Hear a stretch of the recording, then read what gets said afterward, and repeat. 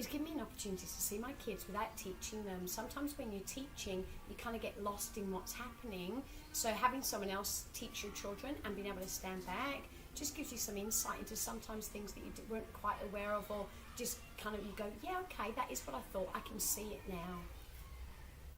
I found that the Funky Fitness program ticked off a lot of things that we don't have time in our program to do. The quick half an hour sessions covered a lot of the gross motor skills that we can't get around to teaching the kids in our program with the new focus, particularly on literacy and numeracy. And it was a fun way for the kids to still get their music and their movement in there, and something that we could kind of pass on to the instructors to manage for those 10 weeks that they were doing it, so we could focus on other things in our class time. Definitely found some fantastic ideas from the Funky Fitness program to translate into the classroom. The music that they've used in the program is a lot of the music that I use in the classroom, but used in conjunction with a fitness program. It really, really works well and engages the children. I did.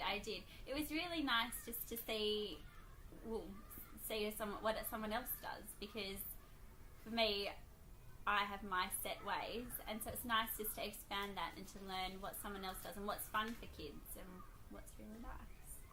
With the increased curriculum in recent years in kindergarten, some areas are getting left behind in our program, and gross motor skills are one of those areas. And so I found that Funky Fitness has been a good way of having a good range of skills put into very short bursts in a very compact way.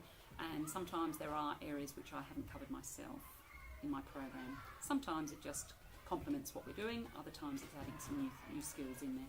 The activities that I've seen Nat do with the children actually gives me ideas on what I can do, because I actually incorporate some of that into my own lesson plans. It's a way that a lot of staff use to report back to parents. I know personally I always do a Funky Fitness page in my school portfolio with photos of the children doing actions and doing movements, and I can have a little checklist of these are the things that I can do really well, I can't do really well. What would you like to get? By having it several times throughout the year, you can see them go from, sort of stumbling, bumbling, can't catch, can't throw, can't hop, can't sidestep, can't gallop.